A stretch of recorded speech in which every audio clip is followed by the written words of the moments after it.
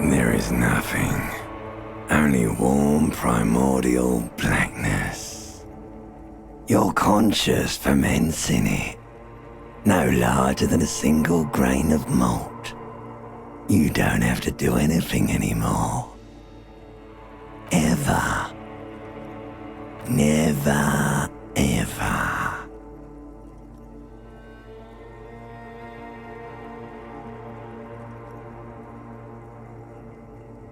An inordinate amount of time passes, It is utterly void of struggle. No ex-wives are contained within it. You got it, sweet brother. Nothing upon nothing upon nothing. I know you do, baby. I know. Coming right up, sir. Smooth passage.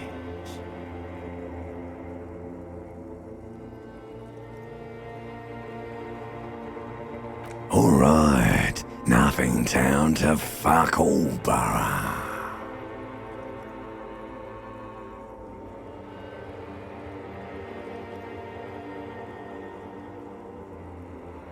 Great choice, Elder One. It has always been like this, and it always will. The song of death is sweet and endless. But what is this? Somewhere in the sore, bloated man meet around you. A sensation. Like a fly to the ointment, your conscience sticks to it. The limbed and headed machine of pain and undignified suffering is firing up again. It wants to walk the desert, hurting, longing, dancing to disco music. The stench of liquor rises from your mouth, and with it, an ungodly headache.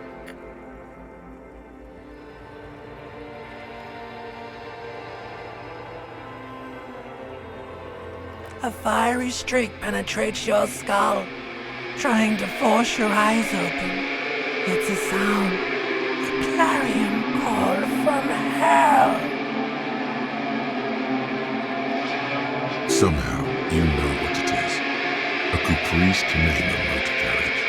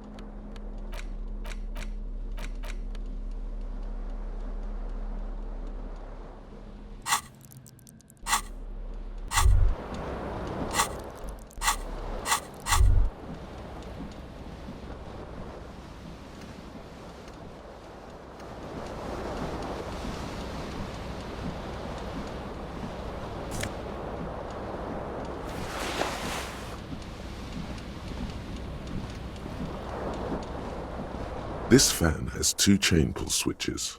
One ends in a tiny fan, the other in a light bulb. A truly horrific necktie has somehow attached itself to one of the blades.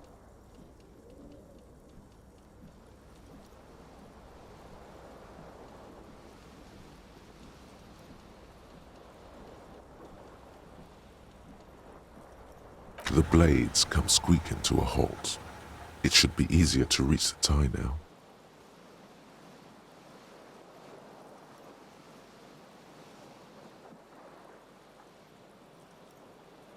The switch must be broken because nothing happens. The air in the room is starting to feel like vaporized urine. You swoop up and catch the tie. Snap! It's released from the blade.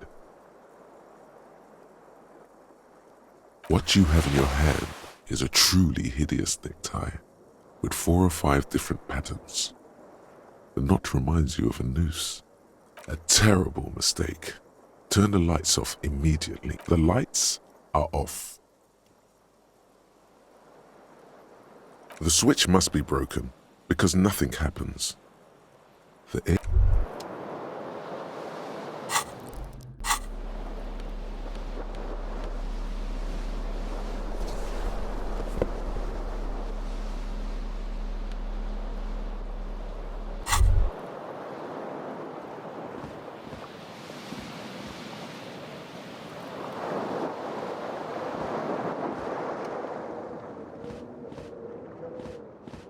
The window stands broken in its frame. Cold wind blows in.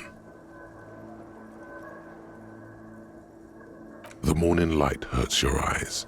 It's hazy, but you see the ocean and some war-torn buildings.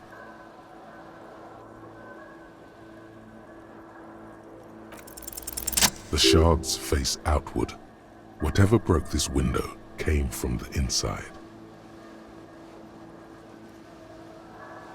A fine web of scarring covers the back of your right hand, but none of it is recent. More likely a projectile than a held object. There are no fragments on the floor from pulling a tool back in after impact. It is too large for a bullet, yet too small for a piece of furniture. You're looking for something heavy and larger than your fist. The single green shoe you found fits the hole almost as well as your foot. It would have also been heavy enough if thrown with force. Congratulations, you smashed the window with your own shoe. Now you only have one. If you're lucky, you could still find the other one on the balcony outside. The door to it should be outside your room. You mean someone else took your shoe off and smashed the window with it? This person also forced the drinks on you. A cool wind gushes in. Your toes curl up from the cold.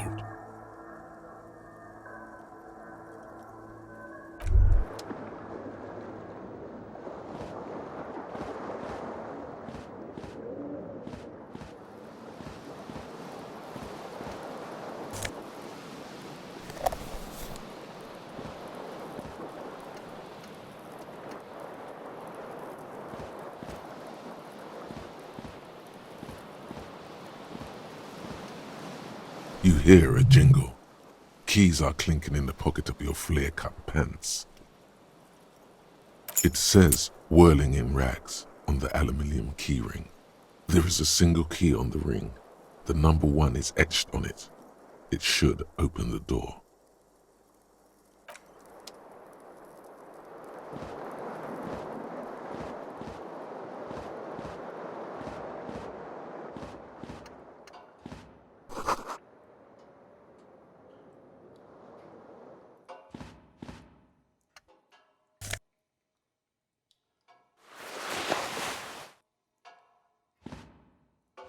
A mirror hangs above a bent and broken sink. In a fierce discharge of masculine energy, someone has ripped half the faucet off. Hot water sprays from the base and steam covers the mirror. You cannot see yourself. just the outline of a man. Suddenly, you realize you have no memory of the face that awaits you there, underneath the soft vapor.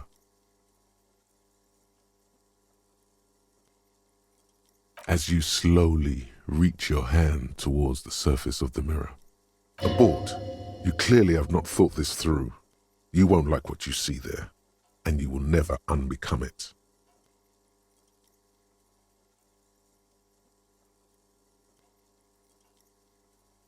Yeah, there is definitely something wrong with it.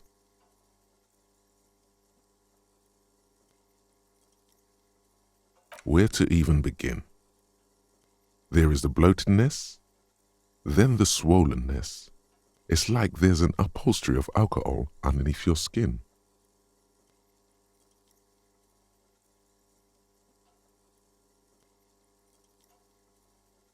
It's not.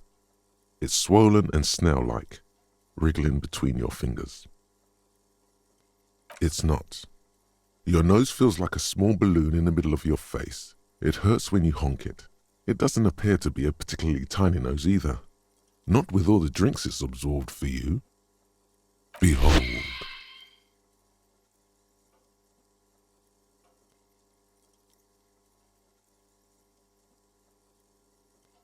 You have no idea who this thing is, do you?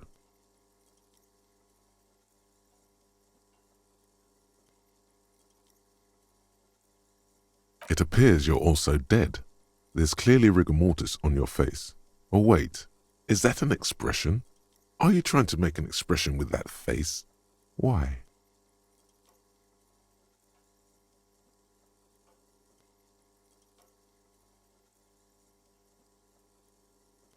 Please stop. It's horrible. You're scaring yourself. You can't, can you? It's like it's not even voluntary anymore. You have worn that grin into your face, and now it won't come off. What does it even mean? What is the emotion you're trying to convey? You should check yourself for a pulse, superstar. From here it looks like a cadaverous spasm. You find no sign of life on your swollen neck. However, putting your hand on your chest reveals an irregular heartbeat.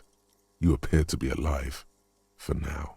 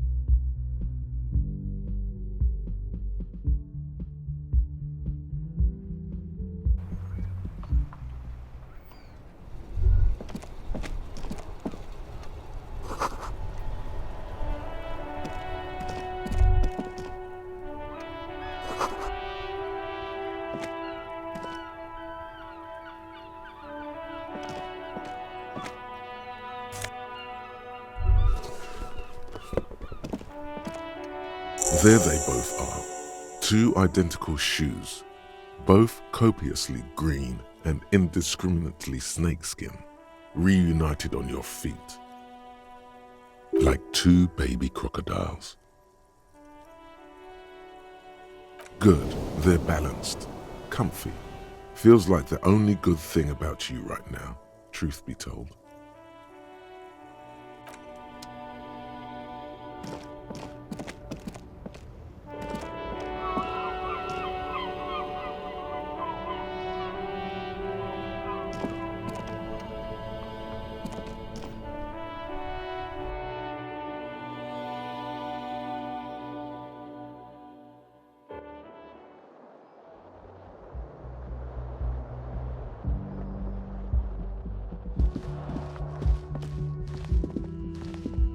Hello, officer.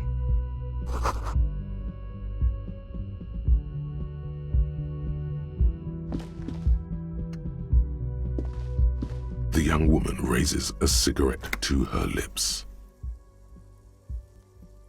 Her eyes are brown and her face is speckled with birthmarks. She can't be more than 28.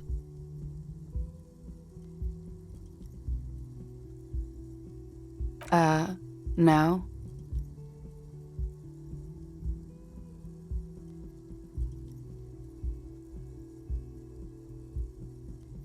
Because you're a police officer, sir.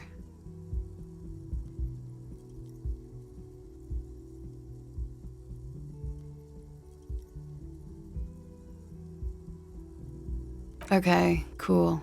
I won't. She means it. She wouldn't defy authority, however sweaty and bloated it may look.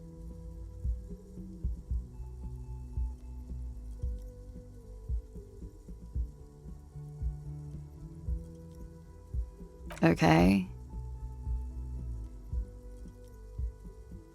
Sir, you've been here for 3 days. On official police business, as you put it. I couldn't say. In truth, so far, mostly drinking.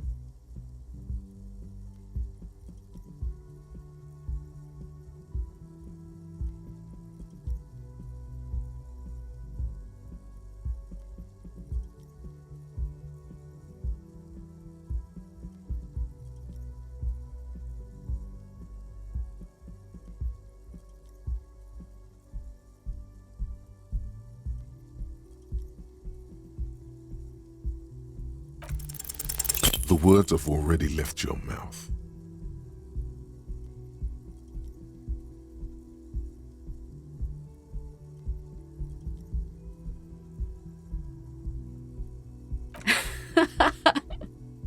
What was that? That's not even how words are used. What did you say? Come on, say it again.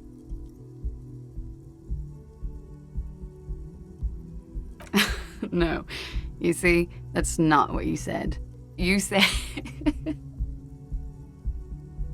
Come on, man. Freddy, please. One more time. Goddamn right you did. You crazy asshole, you. What kind of cop are you?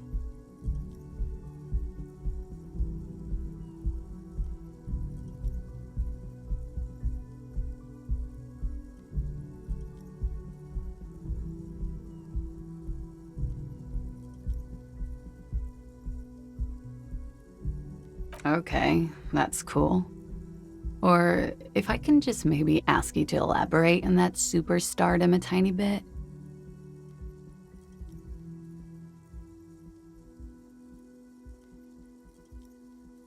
I have certainly been entertained. Thank you. Whatever you are, you should stick to it.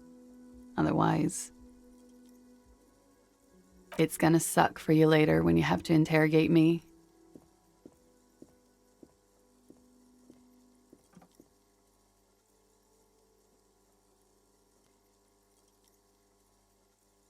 And for the record, no, I didn't do it.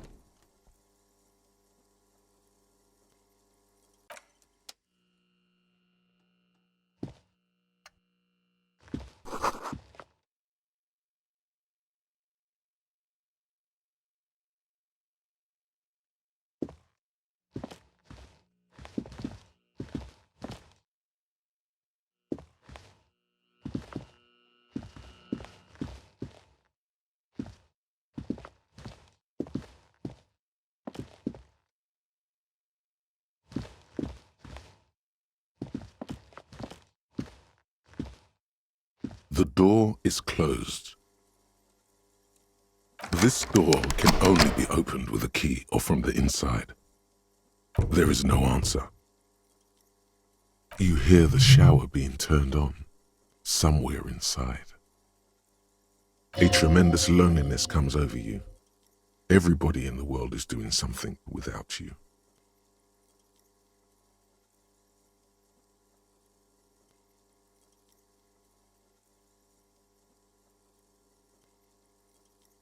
The door does not care. Still no answer. Still nothing. Still nothing. Still nothing. This door can only be opened with a key or from the inside.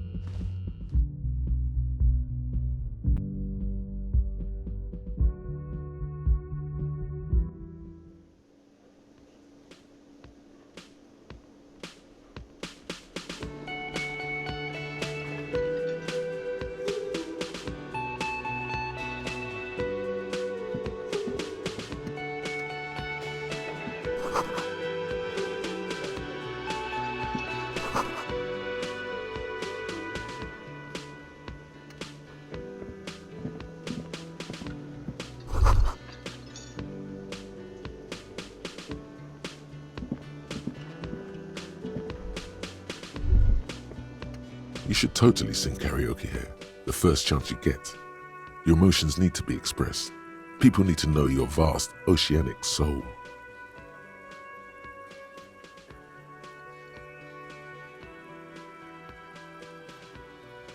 Utterly, and it needs to be heard through a PA system, by other people.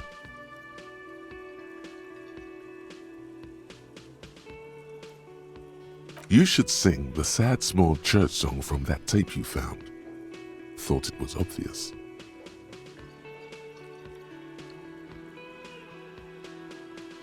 No, don't sing the happy song. It's stupid. Sing the sad song. It's profound. You would need another copy of the tape first, though. The one upstairs is destroyed. Who is mistakenly identified as a cop for his prominent jawline? Yes, sounds likely.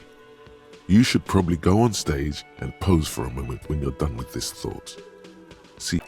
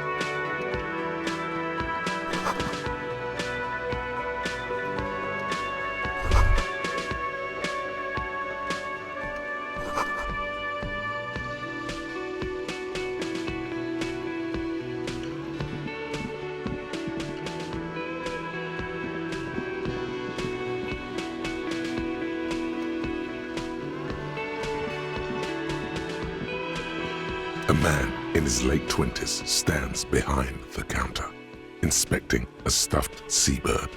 As you approach, he gives you a sideways glance, then looks down again. That was disdain in his eyes. Even now he is purposely ignoring you. Looks like he's not a fan.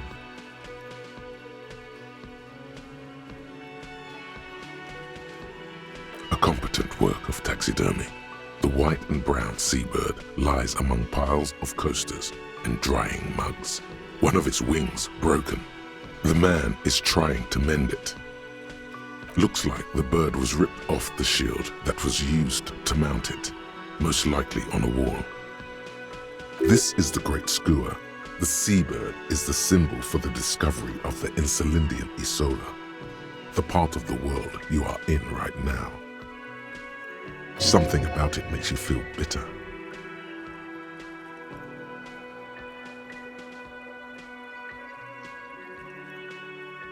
Look, your buddy is over there.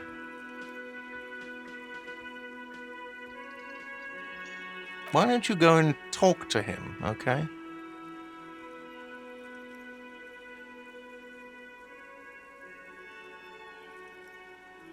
He pretends not to hear you, concentrating on the bird instead. Oh no, you're a hero. A real hero cop. Could the massive property damage upstairs have anything to do with this?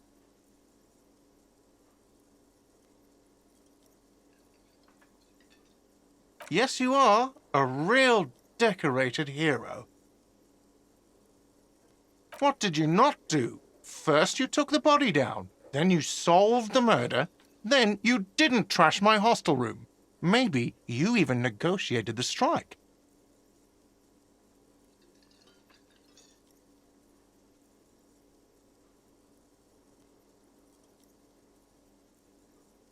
Oh, it's not?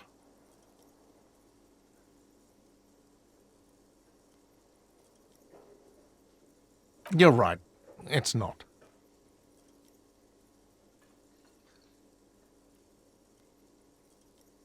Oh no, you're a hero.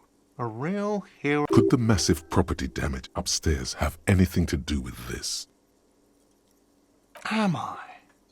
Or did you ride in, take the body down, solve the murder, and not trash my hostel room? You're right, you didn't, and it's only taken you 3 days not to. No, I haven't seen you around. I'm not always here. No, I'm not the bartender. I'm the cafeteria manager. He's very animated all of a sudden. This seems like a touchy subject. I have 3 cafeterias to manage. 3. Sylvie tends the bar here, not me. I'm only standing in. She just, you know... His eyes dart from left to right. This man isn't lying, but he is hiding something. So now you're a cop. Oh, forget it.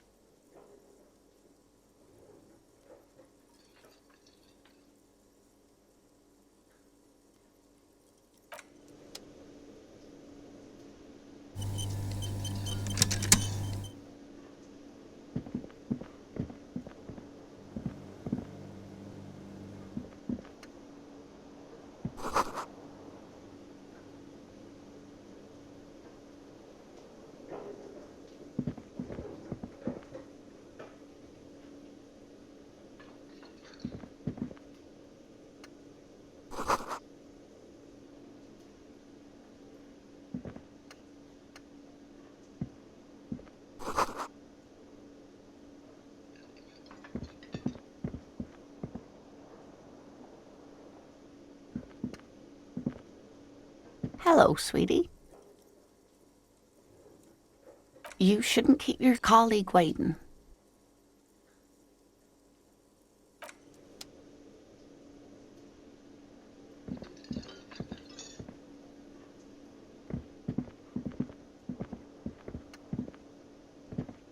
A A bespectacled man in an orange bomber jacket is tapping his foot on the floor. Looks like he's waiting for someone. You. As you approach, he narrows his eyes and extends his hand in greeting. If an assault were launched on this building right now, if the windows came crashing down and the whole world descended upon you, this man would hurl himself in death's way to save you. You are sure of this, but why? He is your half-brother. Hello, I'm Kim Kitsuragi, Lieutenant, Precinct 57.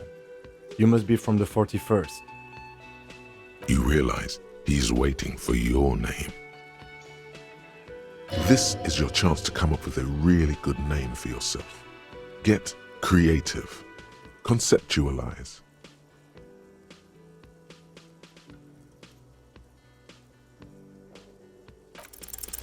Concentration makes you squint your eyes. Your name should be deep gold and orange, like a forest fire looming on the horizon, but mixed with the stench of liquor rising from your breath.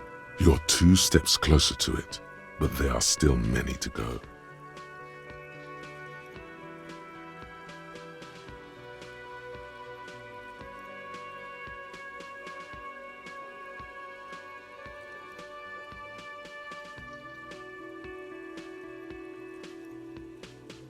Okay then. It looks like we had a little scheduling error on Sunday. Saturday too, actually. Have you had time to talk to the manager here? What he means is, he has been trying to meet up with you for 2 days, but you have been otherwise occupied.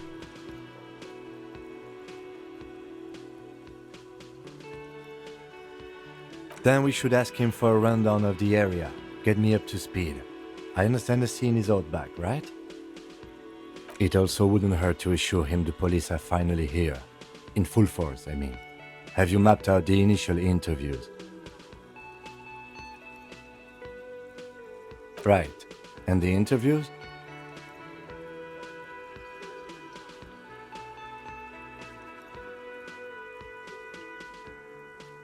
At the 57th, we like to prepare an initial list of persons of interest, and then just skim the surface. Prepare the field, get to know the players. You don't do that? Maybe it's not an inter-district practice. Good. But even if you haven't, we'll have time for that after we take a look at the coroner's case. Have you removed the dead body from the tree? Mm-hmm.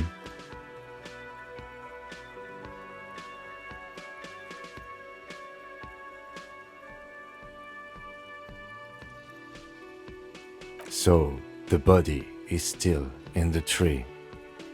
This is the first time you detect a weariness in the lieutenant's voice. It is obvious he would have preferred for the body to no longer be in the tree. Where it has been hanging for 7 days straight. We should go there as soon as we are done talking to the owner.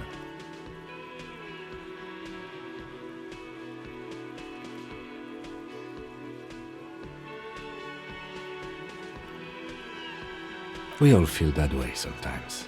There is no such thing as a police officer, I'm afraid. What remains is that there is a dead body in the tree. Someone has to figure out who put it there. If we don't, no one else will. And then, soon after, dead bodies would be dangling from all the trees. But first, we have to take it down. I was sent here to meet a detective from Precinct 41. You have the insignia of the citizens' militia on your sleeve and on your back. I suppose you could be impersonating him. You could have gotten the insignia from the black market or forged it. But for now, I'm going to set those possibilities aside. I'm not from the Inspectorate General. Inspectorate General means internal affairs.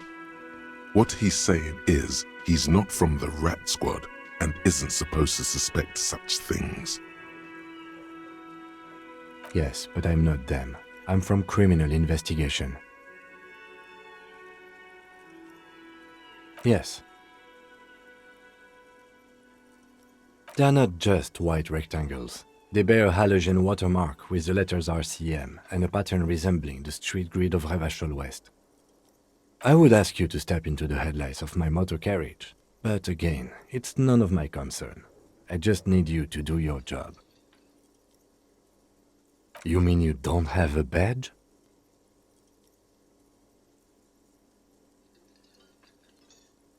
Oh, if you didn't have your badge, then that would be very bad. You would need to report it on my shortwave. But since you do have it, we can go straight to the task at hand.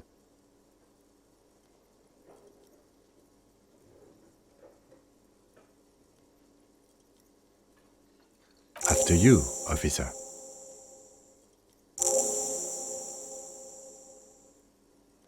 Lieutenant Kitsuragi is now in your party. You can talk to him whenever by interacting with him.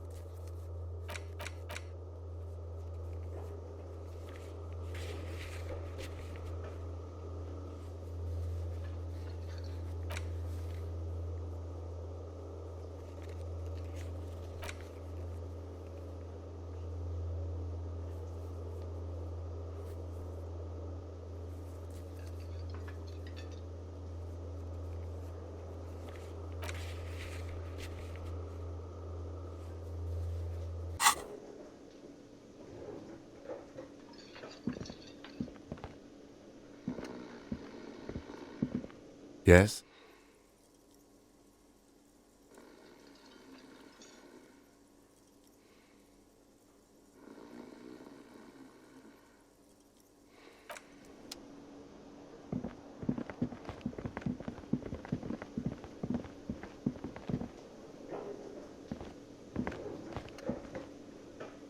The man with the unimpressive beard notices you approaching. He drops the ledger he was holding and turns to the... Mr. Gart, right? You run this place. Yes. I am Kim Kitsuragi from Precinct 57. This is an inter-district investigation, so joining me from Precinct 41...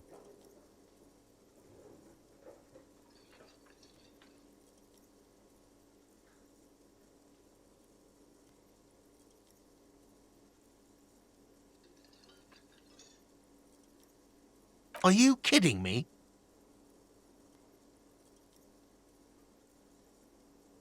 Right. Now, I know it took us a while to arrive at the scene. It also took you a while to call us and report the dead body. It was you who placed the call, yes? No, I only just got here. It was probably Sylvie who called you. She usually works the bar here. I'm only... Do you have her number? As a matter of fact, I do.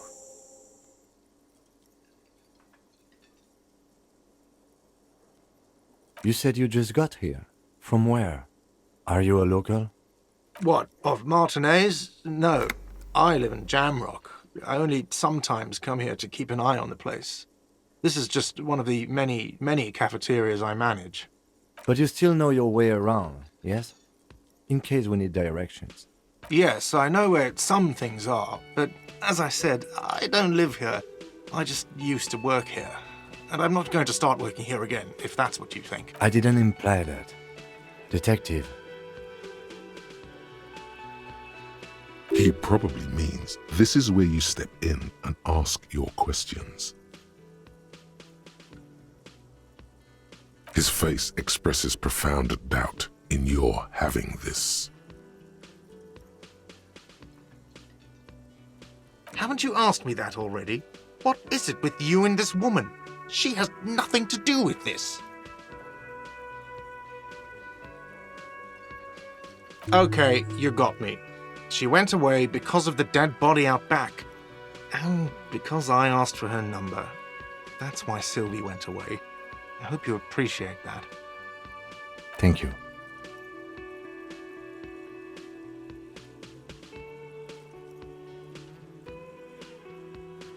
Is it? Because I thought you were supposed to be investigating the lynching, not my employer conduct.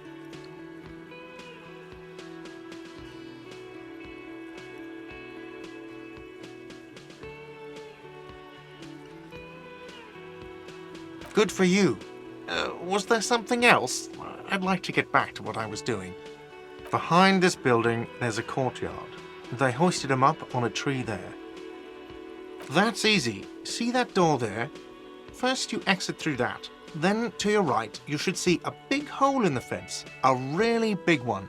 You can get to the courtyard through there. No need for the keys. The hole is big enough for the Franco-Nigerian cavalry to fit through.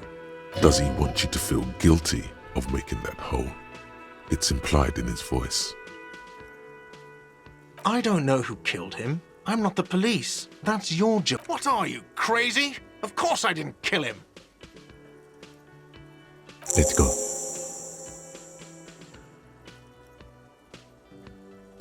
Not so fast. You owe me 130 real.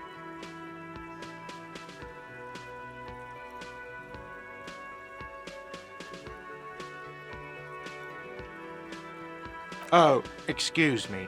You owe me 130 real. The IIR, or Inter-Isolary Real, is the global reserve currency. Whatever part of the world you're in right now, it's safe to assume he means you owe him some money.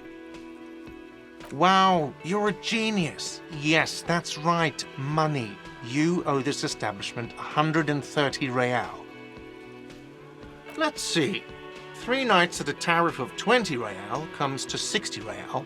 Then there's the window you annihilated. The hole in the window was the first thing I saw when I came to work. So don't try to tell me you didn't. That will be 40 real in damages.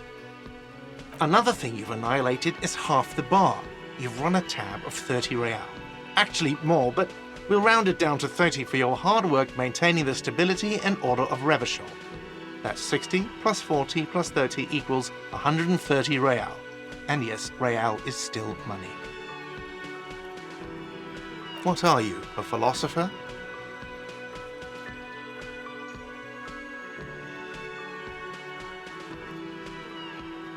Money is what grown-up people use to pay for things. Things like this hostel room or 8 bottles of potent blend and 9 packs of Royal Extra.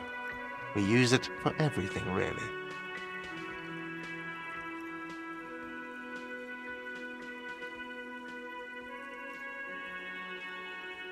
For survival, to pay me. Unless you want to become a hobo. Do you want to become a hobo? There's nowhere else to stay in Martinez, and it's a cold spring outside. Money doesn't make you happy, but it lets you be unhappy for a while longer. If you run out of money, you die. It's like that for all of us. Me too. That's why I need you to pay me. I'm not an asshole.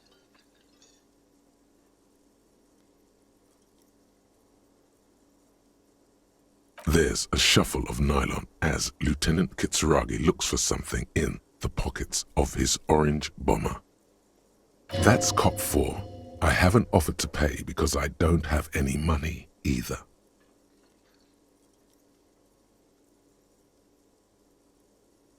I'm sorry, but he has to pay. I can't let him stay here any longer if he doesn't. If he doesn't have the money by tonight, then... Officer, maybe you're better off working this from home for now. You live in Jamrock, right? It's not that far away.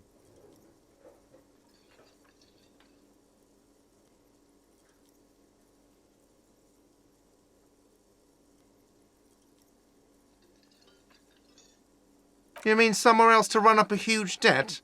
I don't think so. The union squeezed most places out of business to fund the strike. You'll bet. Officer, you really need to take this up with your station.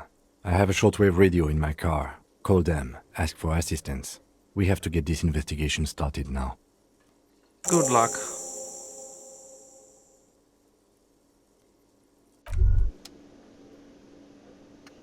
By the way, where is home? The address is coming up blank, and this place sure isn't it. But you've been at this hostel cafeteria for only 3 nights. Where were you before? You had to be somewhere. Why did you say that?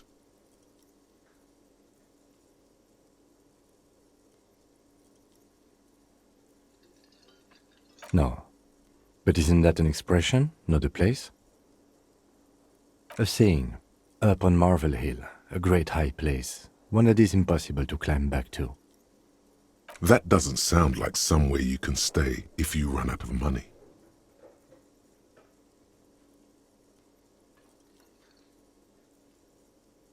You can try.